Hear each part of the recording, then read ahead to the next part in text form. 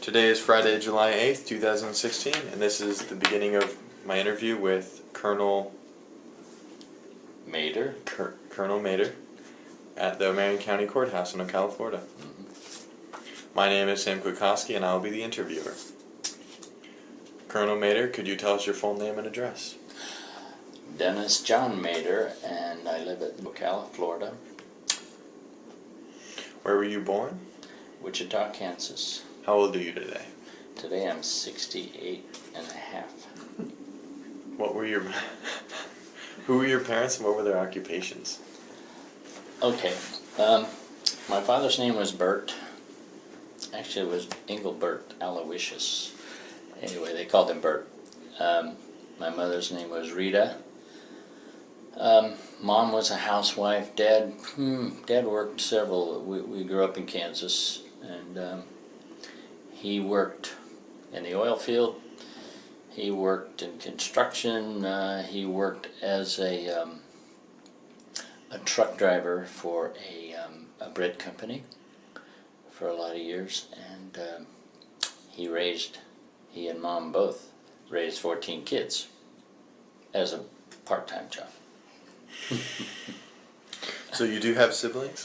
13 brothers and sisters. What were their names? Oh my gosh. This is a test. Yeah. All right. Next to me is my brother Leon, and then my sister Anita, Mary, Jim, Glory, Janet, Ann, John, Andy, Joe, Teresa. huh? It's Eric. No, Eric's the last one. Where Joe. did you get Teresa? Teresa, Greg, Eric, Joe, and Eric. Right. Is that 14?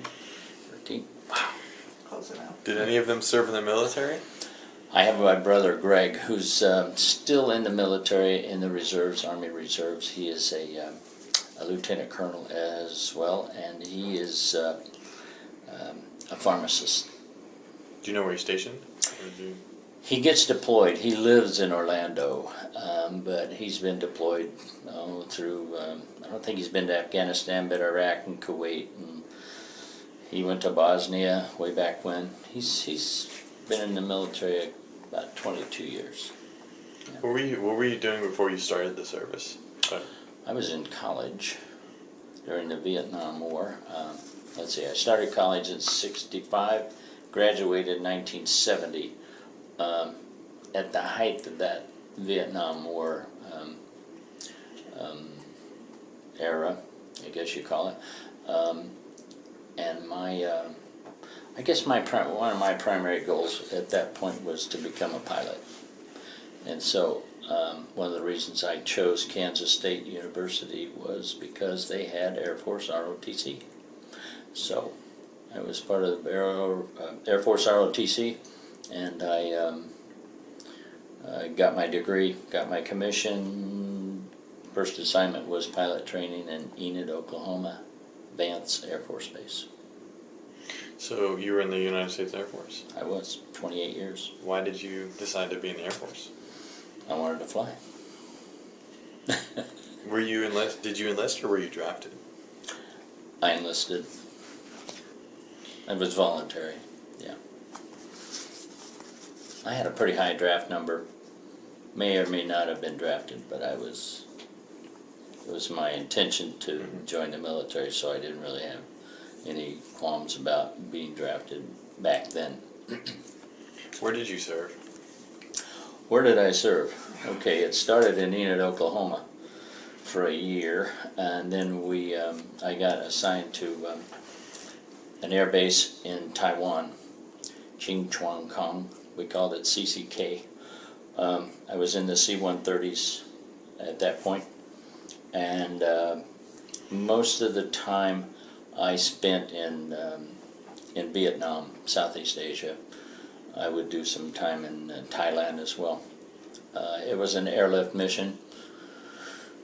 We'd go to Saigon and spend 2, 3, 4 weeks, and then maybe come back to Taiwan for a week or so, and then back to Saigon.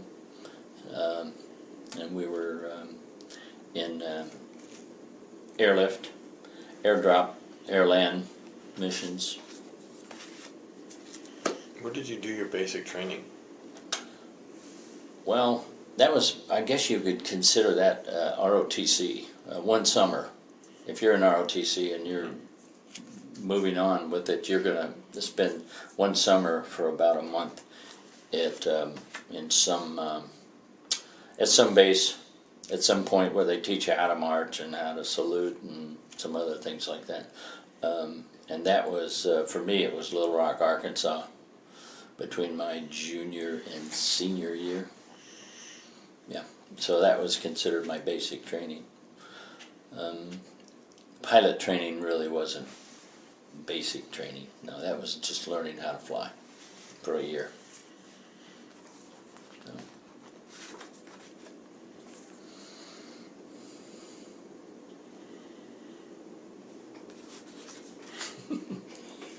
What were your military specialties? Flying. That was pretty much it the whole time. I was on active duty for about 7.5 years. When I left active duty, I joined a reserve unit in Kansas City, Richards Gabauer. Maybe I should back up a little bit. You asked me where I served. The first 2 years active duty, after I left Enid, Oklahoma, we spent in Taiwan, or Saigon, Southeast Asia. We flew the whole package over there. The second tour, after I left Taiwan, was an assignment to Davis-Monthan in Tucson, Arizona. Davis-Monthan had DC-130s. It's a completely different mission with basically the same airplane. It's still a C-130. This airplane was the original drone program. I mean, I know you probably know all about the drone program today and how it works, but back when, this was 1972 to 74, actually when the Saigon fell and the war was over, we were there with our drones. These drones were carried underneath the wings of the C-130. We would take off and we would launch them at a particular point. It was all pre-programmed. Once the drone left the C-130, it would, I mean, it had single engine jet. It was a pretty good size little drone, actually. I've kind of forgotten exactly what the wingspan was. About 10 or 12 feet, probably. And it was jet powered. It had a program inside it that was actually pre-programmed by a bunch of guys on the ground before we loaded it. They looked at a map and they were given targets. They wanted to see, it was mostly the Ho Chi Minh Trail. They really watched the trail quite a lot because that's where most of the traffic was from the north down into the south. So they wanted to keep an eye on ammunition dumps and truck parks and SAM sites and all kinds of things. So basically we would launch the drone out over the water someplace. It would do its thing. It would go down to about 500 feet and 500 knots. I mean, this thing was really fast. And it had a camera in the nose, and it would take pictures of everything. And the camera had a very wide angle, I mean, almost horizon to horizon. So, but if you were right on the track that you wanted to be, your photos were really good.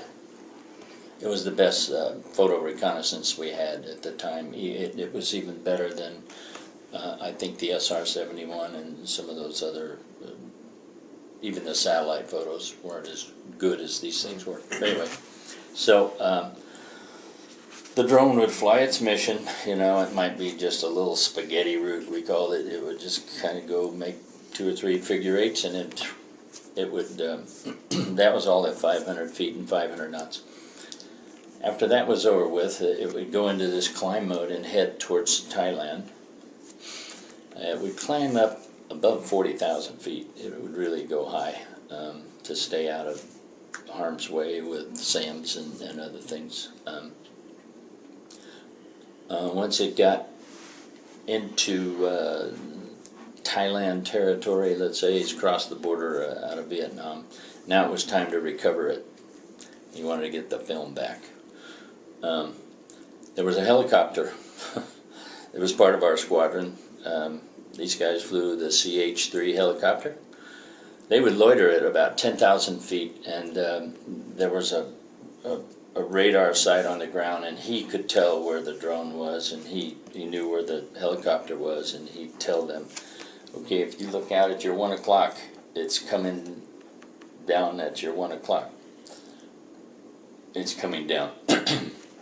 That all got started when somebody on the ground would push a button, the engine would shut down. There was a little tail cone in the back of this thing that would pop off, and there were 2 huge chutes came out. One of them was 35 foot in diameter, the other was 100 feet in diameter. This thing was big. It was a pretty big drone. It was heavy, so you needed something to get this thing down at least safely to the ground. Actually, you didn't want it to hit the ground. But anyway, so the chopper's up here at 10,000 feet, and they're loitering, and they go, okay, wait, we got it. The idea was the drone is dropping down in the parachute, and the chopper, oh boy, they had, the back end was open, had their ramp down. Coming out of the back of that ramp was 2 big old poles with a rope on it, and on the end of that rope out there was a treble hook. You're familiar with treble hooks fishing? Mm-hmm. I mean, these things were industrial treble hooks now. It's not a real fishing hook, but that's the principle of it. They're going to snag this parachute with this thing. It hung low enough below the helicopter, that treble hook did. It was attached to the rope, and the rope was attached to this big old drum. It was a winch, basically. Well, the idea was if the chopper could fly just right over the top of that chute, and that was kind of a tricky timing thing for them. I mean, they had to hit it just right. Once in a while they'd miss and they'd go around, they'd come back and try it again before it actually hit the ground.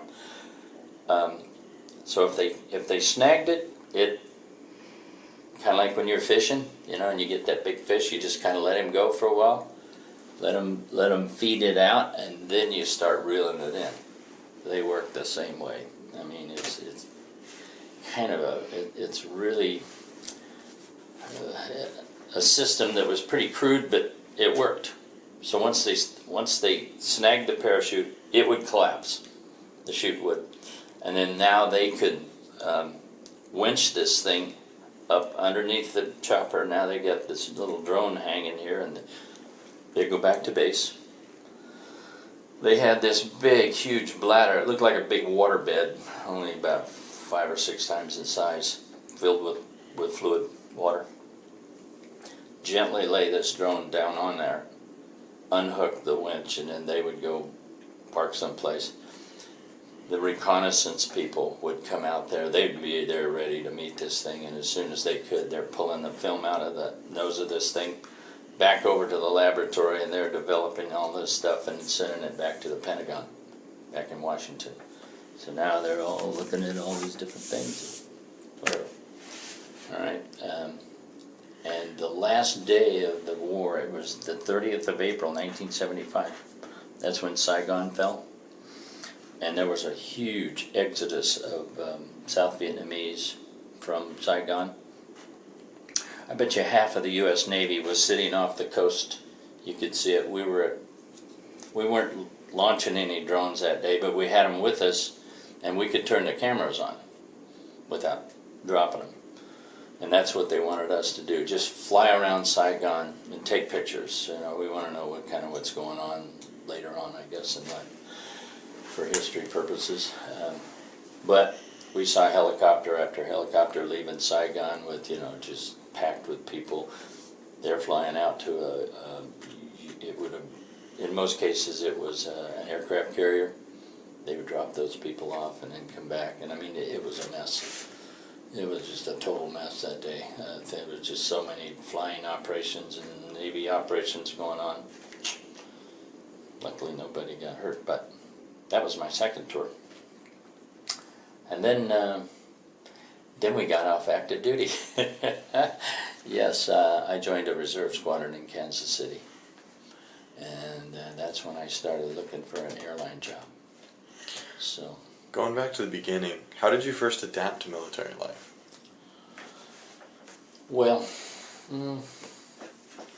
it has some getting used to. You know, they have rules and regulations, and a lot of things that they do sometimes doesn't make sense, but it doesn't matter because it's not my decision. It's theirs. So you have to kind of, it's yes sir, 3 bags full. You know, I mean, you're under orders a lot of times, and that's it. You just develop an attitude that, okay, we got to get the job done, and that was kind of how you adapted, I guess. If you liked the job you were doing, and I did, the flying was, it actually was pretty, in my mind, it was a good way to start flying in the Air Force. I mean, a lot of guys never got a chance to fly in Vietnam or go to war, and but you know, you're 24 years old and you think you're bulletproof. You're not thinking about dying. You know, you're just out there doing whatever they've told you to do, and you take some pride in the work you do, and so adaptation wasn't too bad. You know, I mean, like I say, it wasn't something that I always agreed with, but too bad. And so you move on. But So when you were stationed during the war, what was it like living on the base? well, it was two things really. Living in Taiwan, and I had my wife, and we had a young son then. He was about 6 or 8 months old when she arrived. They came to Taiwan at their own expense. It was supposed to be a remote tour. I was not technically supposed to have family there, but they couldn't control that. Everybody over there had, if you had a wife or children, had their wife and kids there at their own expense. So that nothing they could do. So living in Taiwan was it was nice. The infrastructure over there was pretty, at that time, and we're talking middle 70s, you know, the roads and the transportation and a lot of things over there weren't like the United States, you know. They don't have big freeways. They might now. It's a pretty industrial country, but that was okay. We got along just fine. My wife actually could afford to have a maid come in every day, and I think she worked for $1 for one day in 1972 or 3, $1 a day, and so we could afford that, and it helped with our son. She would go shopping there, grocery store, or I guess you'd call it a grocery store, and our son had, wow, really blonde hair. Well, you don't see any blondes in Taiwan. I mean, it's black hair. So a blonde-haired kid is like, ooh, something to behold, and that's what they do. They'd have to hold them. So, but you didn't worry about your son or daughter, you know, being kidnapped or abused or anything. I mean, they just pick them up and babysit them while you went shopping in the store, that sort of thing. So living in Taiwan was it's pretty easy, really. We had a really nice. It was a brand new place. Actually, it was I guess you would call it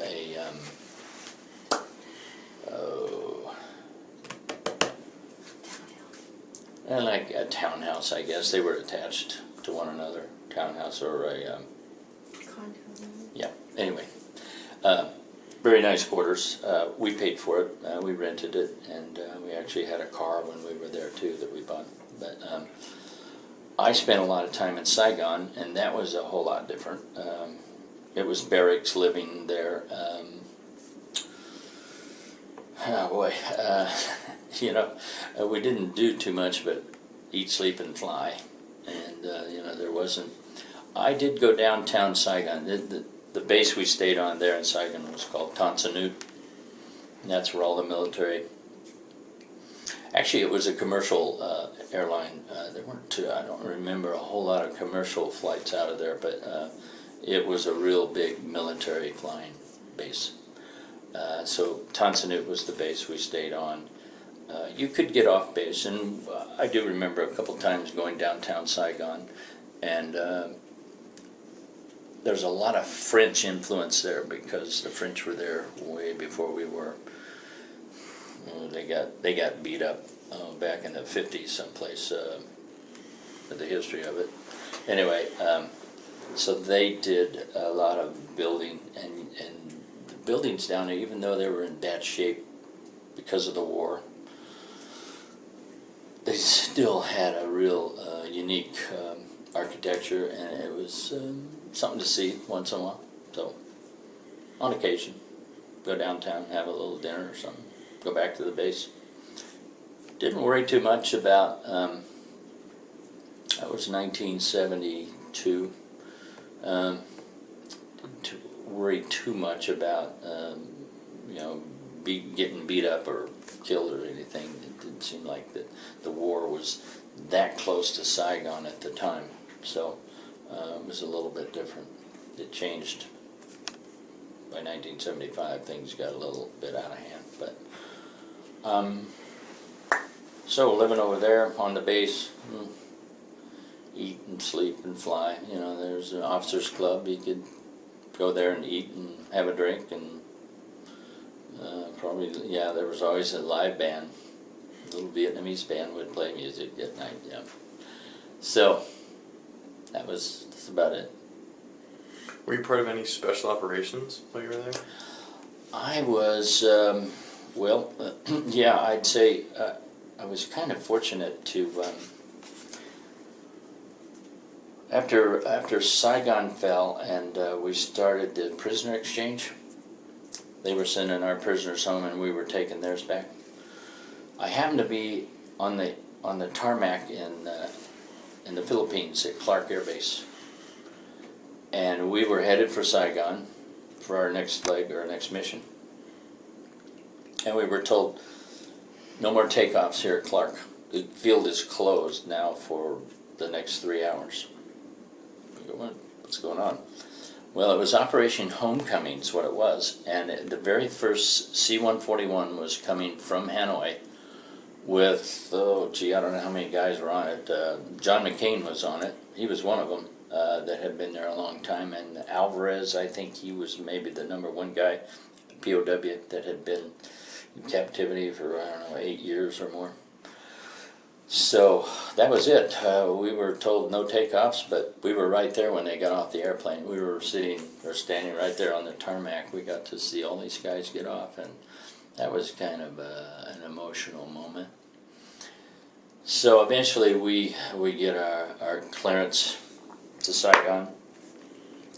Our first mission when we got back to Saigon was to fly into this little camp down south of Saigon in the Delta region, where we were keeping their prisoners of war, the North Vietnamese and the Viet Cong. The Viet Cong were South Vietnamese, the North Vietnamese were from the north, so there was a kind of a difference there, but they were all working together. So we loaded up probably 100 of these guys. They had on their little purple pajamas and their little, they were given a pair of, I'd call them sandals, made out of rubber tires. You know, they just would cut a little foot shape out of a rubber tire, put some little rubber band on it, and those were sandals. And they all had a couple of bags of rice, small bag of rice. So the idea was we went down there and we picked them up. We had some security with us. There were some South Vietnamese military police, and they all had M16s. and they were watching these guys. Actually, there were no seats. This wasn't a first-class flight. We had these pallets were just slick, and they would put a strap across each pallet so that you just line them up and they're 10 across and hang on for takeoff, sit down and grab this strap, and boom, away we go. So we got to, and then the destination was out in the jungle, I've forgotten, someplace in South Vietnam, this little tiny dirt strip. And that's where the release point would be. We would land. Really small little strip, but the C-130 has the capability, 3,000 feet, you can put a C-130 into pretty easily if you work at it. So we land and we just open the ramp in the back, turn them loose.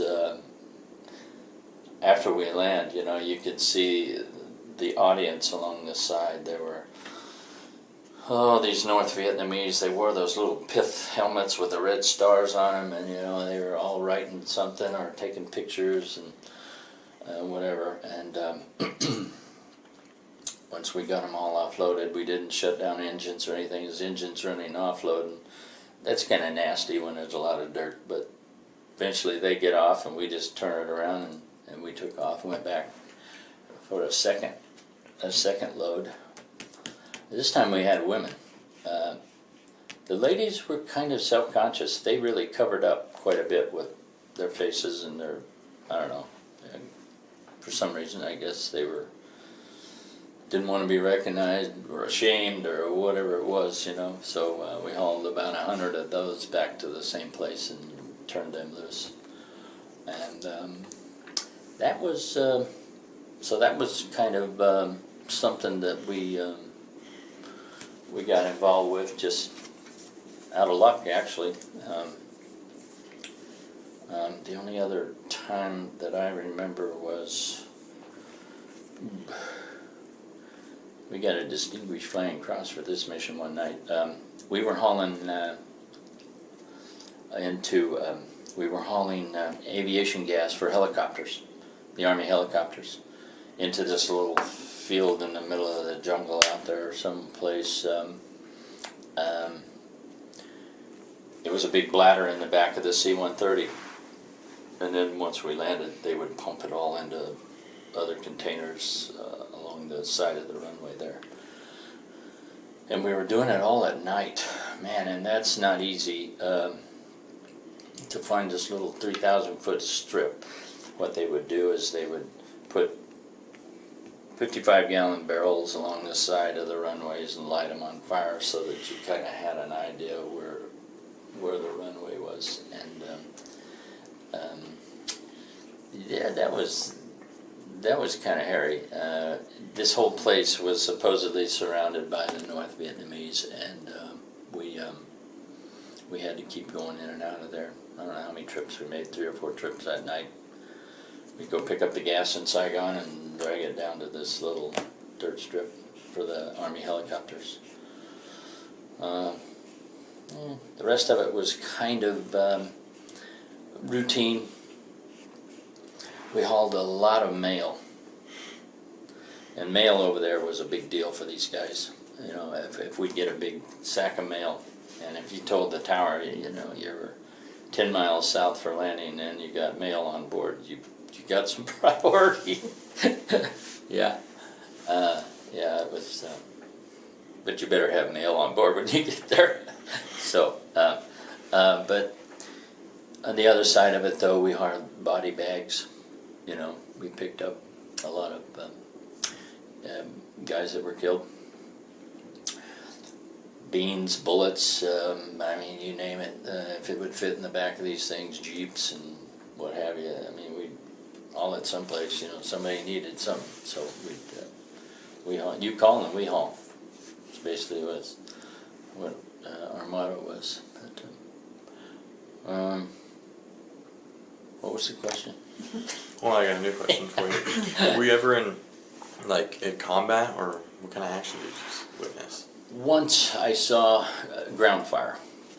We had just taken off out of this little dirt strip, and we were making a turn And I kind of looked back down at the ground and I could see tracers.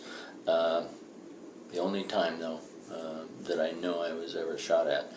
Probably other times, too. I don't think we were ever hit, but no, we were kind of lucky. There were some guys who weren't so lucky when the war kind of heated up over there towards the end. C-130s are big and they're slow and they're, I mean, you know, if you're any kind of shot at all with any kind of weapon, you know, it doesn't take too much. I mean, you're not going to knock it out of the sky with a rifle or something, you know. But they had these shoulder-launched heat-seeking missiles that were good up to about 6,000 feet, I think. So, but say you were coming in for an airdrop, or maybe you were just going to land someplace, you know. I mean, that's low, and you get hit with one of those, it could be a bad day. And yeah, they just tried to stay ahead of the game with whatever the enemy was doing. They were trying to counter it with something else, and you know, consequently, people died in between. But yeah, guess I was one of the lucky ones. How did you feel witnessing all those casualties? Yeah, that's the body bags, for instance. That was never. Your call sign was Blue Bark, and that was a code that they knew we had bodies on board. Well, again, I don't know. Like I said before, you're 24 or 5 years old. At that point, you're not thinking too much about death, but you're doing your job, and I don't know. But having those bodies on board was always kind of a touchy thing. Everybody had to pause a little bit. Yeah. So. Were you ever wounded? Nope. I got hepatitis though. I ate something. Ugh. But you know, when you're in those countries over there, they just have a totally different hygienic. I mean, these rice fields in Taiwan, they used human feces.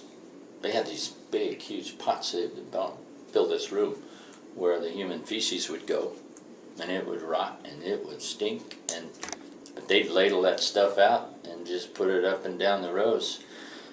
We had to always wash our vegetables in Clorox. Yeah, you didn't want to just pick up a veggie and eat it without washing it. So, consequently, I ate something off the street, you know, and these little vendors, you know, you never know how well they wash and whatever. In fact, the street is pretty much a toilet as well in a lot of places. You'll see those little JAMA-looking things they wear in those pants. They're not sewn in the middle. In other words, they're just, I mean, when they're walking along, you can't really tell that, but if they have to stop and do their thing, you know, there's no zippers or anything, they just kind of squat. And a lot of times it's in those little, we call them binjo ditches in the streets over there. That's just the way they lived. And you had to get kind of used to it, you know, and then be careful about what you eat, you know, try to. The restaurants over there were good, you know, good Chinese, but that was it. Hepatitis shut me down for, I don't know, 3 or 4 weeks. I guess I couldn't fly. No injuries other than that. Did you admire your commanding officers? Yeah, I don't remember having any big problems with anybody. Yeah, they were my senior commanders, and you know, well, I guess, you know, when you're at that age, you might think you know everything, but you know, there are cases where you really ought to pay attention to what this guy has to say, It might save your life or others, and so don't think you know it all. But yeah, I did. Did you admire the men you served with? The guys I served with, oh yeah. Yeah, that was probably the best part of the whole thing, was the guys you got to know and fly with, and I served a total of 28 years. 7.5 years were active duty, and most of that was in Southeast Asia. But then after that, it was with a reserve squadron in Kansas City, and then a National Guard squadron out in California. So, and those guys you become kind of close to as well, because we all had civilian jobs, but yet a trip would come up in the reserve or the Guard where they wanted you to go to Europe for 2 weeks or something and fly missions in Europe. So you got to kind of know these guys a lot better, and yeah, even today I still correspond with a lot of them. In fact, I just had a reunion in Laughlin, Nevada with my old Air National Guard squadron, and it was a gathering of all the guys I flew with, and in particular those of us who had been to Vietnam. They wanted to make some sort of a memorial for all the guys that did serve in Vietnam. So you'd say your friendships with them were just beyond anything? Good one. Your friendships that you formed, they were just amazing? Yeah. Oh yeah. And some of them, will last forever until I die. But there's others that you don't get that close to, and so you don't correspond or touch base with them very much anymore. But yeah, those are some of my best friends. Yeah, I would say. Mm-hmm. So how did you stay in contact with your family? Well, when we were in Taiwan, I would come home on occasion back from Saigon. I'd go back to Taiwan for maybe a week or so, and so there was communication there on a face-to-face basis. We didn't have cell phones. There was no internet, so I guess and to communicate with my mother and father back in the United States, it was letters. We'd write letters to them on a regular basis. So the postal service was a big deal. Kind of like when we were hauling mail in Vietnam. That was a big deal, because that was the only contact. Some of these guys, these grunts in the foxholes out there that just, they're living an ugly life, and when they got this letter from home, or hopefully it wasn't a Dear John letter or something like that, but yeah, mail was a big deal. That was it. What did you do for recreation while you were off duty? Wow. Well, that covers a 28-year period. Wow. When we were in Vietnam and Taiwan, there wasn't a whole lot you could do there. Taiwan was very tightly secured. They were ready for any day for the Red Chinese to come across the straits there and try to take over, and that every mountain on that little piece of the rock they called the Republic of China had some sort of gun placement and reinforcement, so you couldn't just go just about anywhere you wanted to. There were some sites that tourists could go to and participate, but I think we did go to the beach one time with our maid. She showed us where we could go down to the beach and just spend a day. But I played some racquetball way back in those early days. I do remember now the base that I would stay at in Thailand. Sometimes they had a really good racquetball court there, and we just beat each other up on that thing, and and then you'd have to go to the bar for a drink. So, work hard and play hard. So, How did you return home? how did I get back? Was it commercial? I don't know whether I got a commercial flight or was a military flight back from Southeast Asia. That's a good question. One or the other. Yeah. When did you return home? Well, let's see. We got back in December 1973. I remember it was right before Christmas. We returned from Taiwan. And then by January of 74, I had to report to Tucson, Arizona, to Davis Mountain. And that was the drone mission, so it wasn't too much longer, and I was back in Southeast Asia again.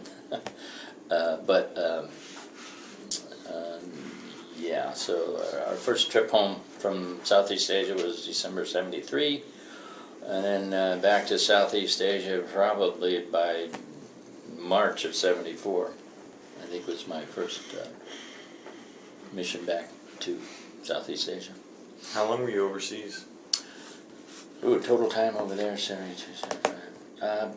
Probably 3.5 years in Southeast Asia. Mm-hmm. How were you received by the community when you got back? I don't remember, well, let's see, we came back to Kansas. That wasn't a big deal. Everybody was, there was no anti-war sentiment.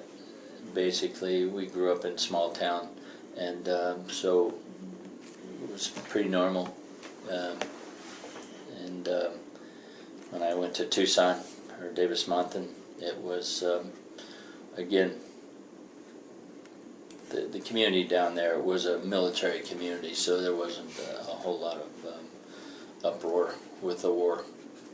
Well, at that point, I guess the war was over with in 75, after we got to Tucson, or had been in Tucson for a while. So, but it was good overall. That's good. I don't even remember too much of a problem on campus when I was at Kansas State. That was a pretty conservative college, though. I mean, just a bunch of farmers and not rednecks maybe. Anyway, it wasn't a real liberal college, so we didn't have that uproar and all the demonstrations like a lot of colleges did back in the 60s. So it was good. How did you adjust to civilian life after you got back? Wow. Well, after I got back, I got back, and then I took a job. Well, I joined the reserves, so I was still sort of on active duty, except that I really wasn't. I only was on active duty if they called me. So when I got to Kansas City, I was looking for a job, and my goal was to get hired with an airline. And so I would fly as much as I could with the reserves, and they had a lot of flying going on. They just the Guard in the reserve probably has 60 or 70% of the airlift capability in the military, and so they depend on these guys, and they loved the guys that didn't have full-time jobs. They could call me anytime. They knew I'd take the trip because I needed the money for keep my family with a roof over their head and something to eat. So that was kind of frustrating. We went through 2 years of no real job, and I'm what they call a guard bum. No full-time job, looking for a job, and then just taking any trip that the Guard or the Reserve offers. And some of them were really good. Flew all over South America and Central America and Europe, and a lot of good experiences with the Guard and the Reserve. They do it all, and so. What have you done since leaving the military? Since I left the military, Well, in my case, it was the best of both worlds. I got my airline job, but I stayed in the reserves. So after I got hooked up with the airline, Pacific Southwest Airlines in San Diego, California, 1979, January the 16th. Anyway, after I got that job full-time, I could take any time I wanted off and do a guard or reserve trip. I just call the scheduler at the airline and say, listen, I've got 2 weeks military duty next week. And they would say, okay, call us when you get back, and I'm off the schedule. They have to find somebody to fly my trips. And then I would drive up to the guard and my bags or whatever it took to get the trip and the fly, and we go away for 10 days or 2 weeks sometimes it's only 4 or 5 days, whatever. And so it was, I had the best of both worlds, actually. Yeah, it turned out that it was about 28 years in the reserves and 28 years with the airlines, and so I did both, and it was something that I'm very glad that I did do. The airline world has always been kind of one of those occupations that kind of you're up and you're down. You know, I got furloughed a couple of times.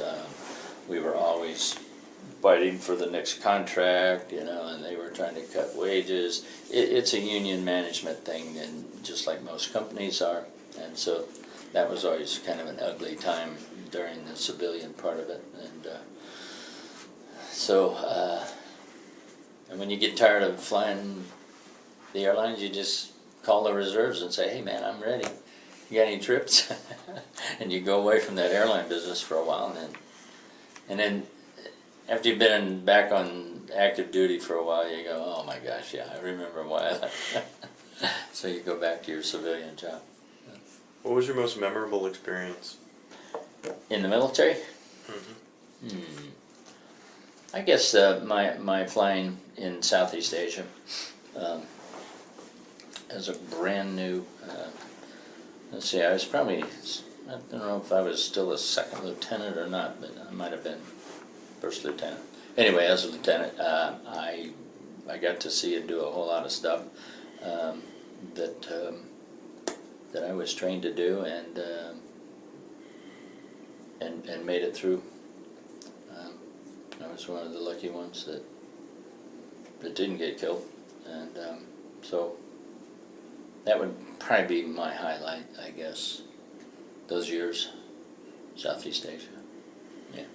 How has your military service impacted your feelings about war? Oh, gee, it's an ugly thing, and it's too bad we can't do without them. But it just, I guess it's just one of those things that will never ever go away until Christ comes again and does away with all these ugly things on earth we're participating in. So, yeah. How did your wartime experience affect your life?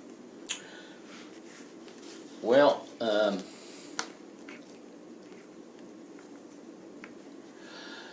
when you see the things that do go on, and I wasn't real privy to a lot of really guts and gore rather.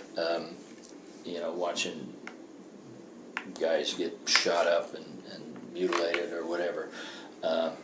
You know, we hauled some body bags back to bases and things like that, so we knew what had gone on.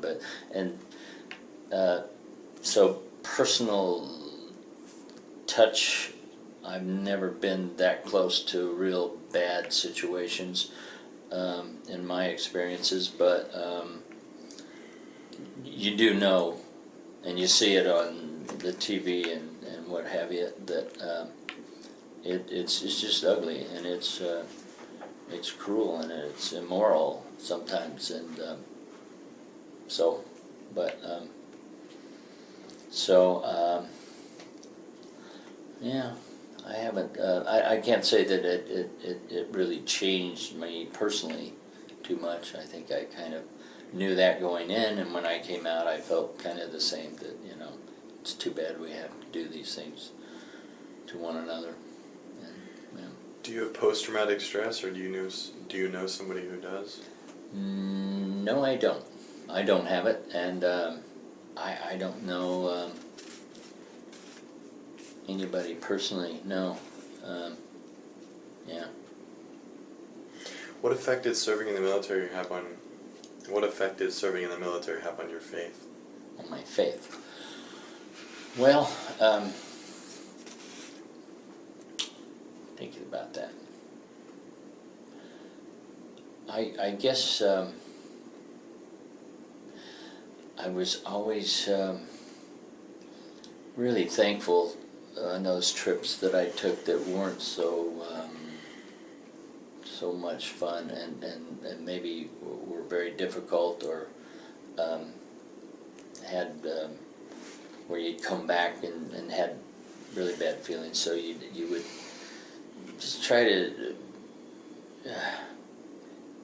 keep God as your as close as you could, and not just forget about Him completely, because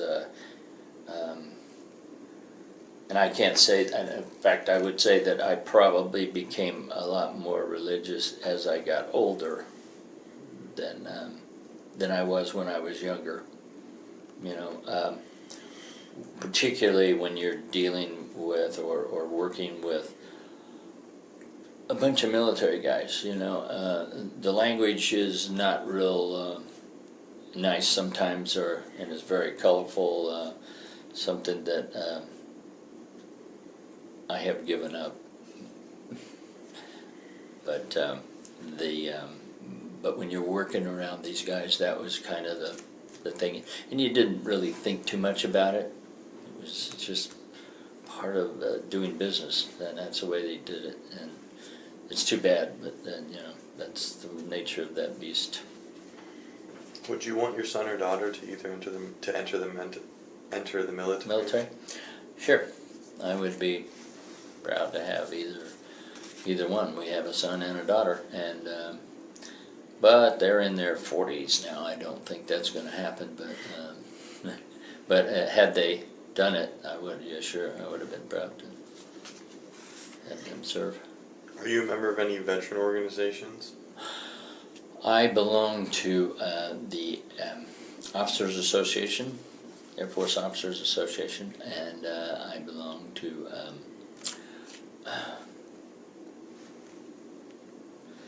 there's a Reserve Officers Association. It was the other, ROA. AFA, ROA. What are some life lessons you learned in the military? Oh boy. I think dedicate yourself and be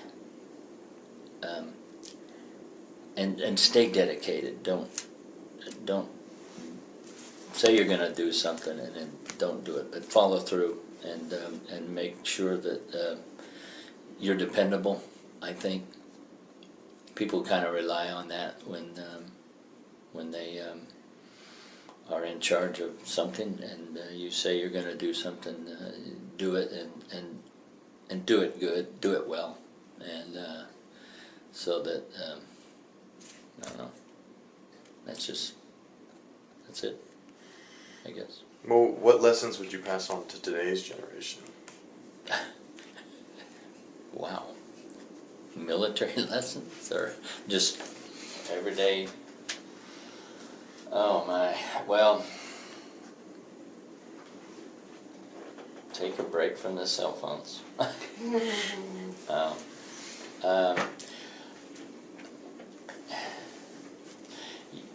Yeah, dedicate yourself and find something worthwhile and be good at it, be consistent with it, and put yourself into it, and stay with it. Be honest, be reliable, be, I don't know. It's only adjectives I got. Is there anything I forgot to ask you about your military experience? Well, I don't think so.